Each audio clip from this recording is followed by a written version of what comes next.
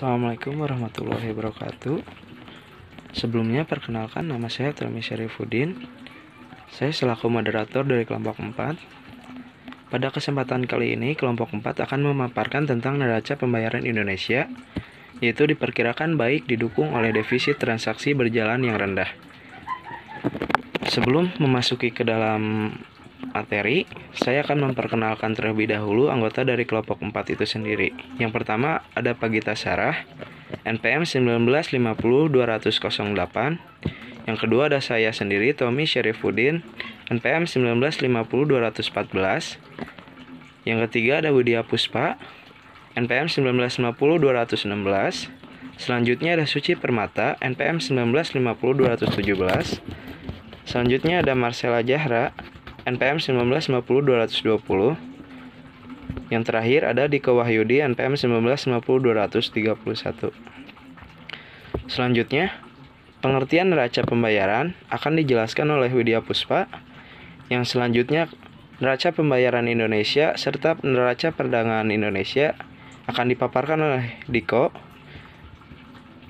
Selanjutnya ada tujuan dan jenis oleh Marcella Jahra.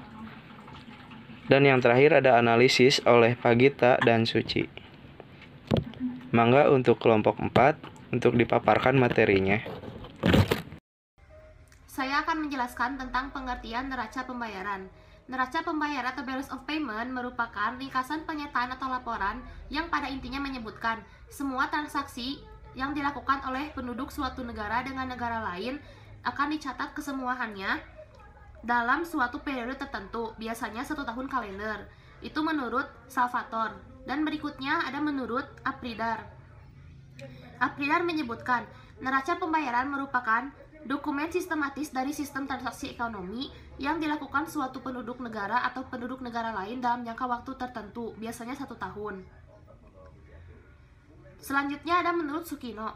Sukino menyebutkan, mendefinisikan neraca pembayaran sebagai suatu catatan aliran keuangan yang menunjukkan nilai transaksi perdagangan dan aliran yang dilakukan di antara suatu negara dengan negara lain dalam 1 tahun tertentu.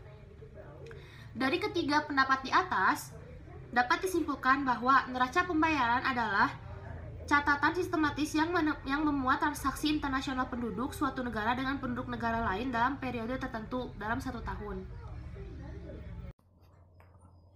Pengertian neraca pembayaran Indonesia dan neraca perdagangan Indonesia.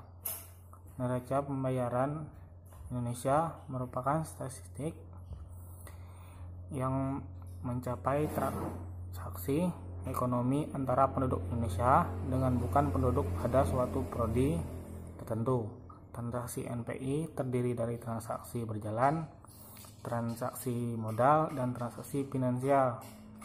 Neraca perdagangan atau balance of trade adalah perbedaan antara nilai semua barang dan jasa yang diekspor serta diimpor dari suatu negara dalam waktu prodi tertentu. Neraca perdagangan menjadi komponen terbesar dalam neraca pembayaran karena indikator untuk mengukur seluruh transaksi internasional. Tujuan neraca pembayaran Indonesia. Pertama, mengetahui peranan sektor eksternal dalam perekonomian. Kedua, mengetahui aliran sumber daya dengan negara lain. Ketiga, mengetahui struktur ekonomi dan perdagangan. Keempat, mengetahui permasalahan utang luar negeri. Kelima, mengetahui perubahan posisi cadangan devisa dan potensi tekanan terhadap nilai tukar. Keenam, sebagai sumber data dan informasi dalam menyusun devisa. Serta yang terakhir, ketujuh, sebagai sumber data penyusunan statistik neraca nasional atau national account. Kemudian ada jenis transaksi neraca pembayaran Indonesia. Terdapat 3 jenis transaksi dalam neraca pembayaran suatu negara, yakni transaksi berjalan, transaksi modal, dan transaksi finansial atau keuangan. Transaksi berjalan mencakup segala transaksi yang berasal dari perdagangan barang dan jasa serta pendapatan yang berasal dari investasi asing.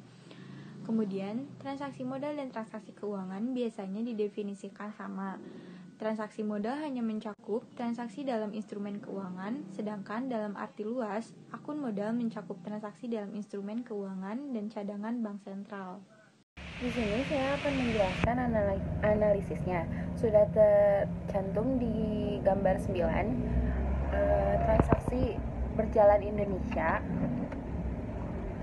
menunjukkan bahwa defisit transaksi berjalan terhadap PDB membaik di angka 2,72% di tahun 2019 dari sebelumnya di angka 2,94 pada tahun 2018. Hal ini dipengaruhi perbaikan di berbagai komponennya, terutama neraca perdagangan.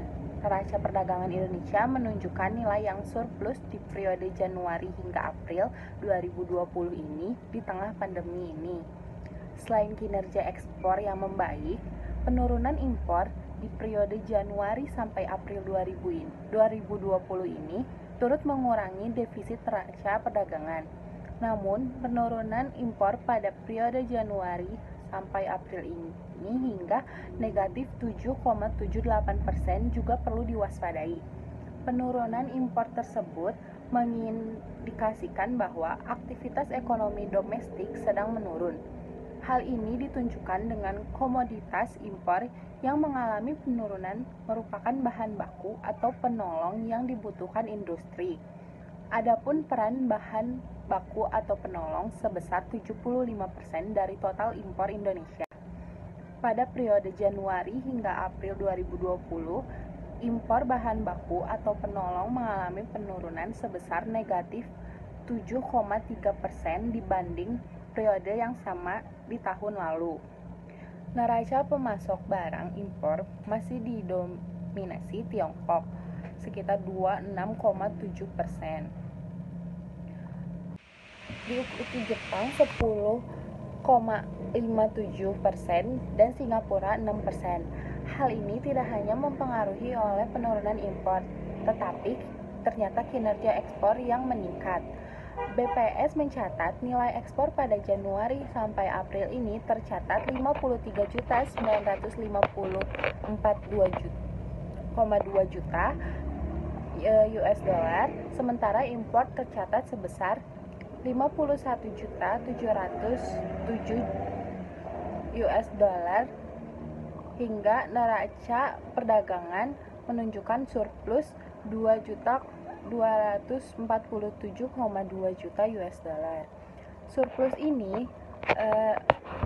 ini tercatat sebagai salah satu surplus tertinggi selama 3 tahun ke belakang dalam periode Januari sampai April. Kemudian gambar 10 akan dilanjutkan oleh Suci. Lalu selanjutnya, adapun penyumbang ekspor terbesar pada periode Januari sampai dengan April 2020 ini, yaitu sektor industri pengolahan yang mengalami peningkatan sebesar 7,14% dibanding periode yang sama tahun lalu. Sementara itu, sektor yang mengalami perlambatan yaitu sektor migas dan tambang masing-masing sebesar negatif 31,75% dan 16,72% dibanding periode yang sama tahun lalu. Pangsa ekspor masih didominasi Tiongkok sebesar 15,3%, diikuti Amerika Serikat sebesar 12,24% dan Jepang sebesar 8,68%. Secara umum, kinerja ekspor di tengah pandemi ini justru lebih baik dengan tumbuh 0,44% dibanding periode yang sama tahun lalu. BPS 2020, kinerja perdagangan yang surplus di tengah wabah pandemi COVID-19 ini membawa optimisme ketahanan eksternal yang baik di tahun 2021. Dengan asumsi wabah ini akan berakhir di pertengahan tahun 2020, maka defisit neraca berjalan terhadap PDB pada tahun 2021 dapat dijaga kisaran rendah. Adapun rata-rata defisit neraca berjalan terhadap PDB sepanjang 2015 sampai dengan 2019 ialah 2,2%. Sehingga dengan membaiknya neraca perdagangan, maka defisit neraca berjalan terhadap PDB tahun 2021 dapat terjaga di kisaran rendah. IMF memprediksi defisit neraca berjalan terhadap PDB di Indonesia sebesar 3,2%, di tahun 2020 dan 2,7% di tahun 2021. ADB memproyeksi defisit neraca berjalan berada di kisaran 2,9% pada tahun 2020 dan 2021. Terima kasih. Terima kasih kepada kelompok 4 telah memaparkan materinya. Semoga bermanfaat bagi yang mendengarnya. Mohon maaf bila ada kata-kata yang tidak berkenan. Saya, Tommy Syarifuddin, selaku moderator dari kelompok 4 mengundurkan diri. Wassalamualaikum warahmatullahi wabarakatuh.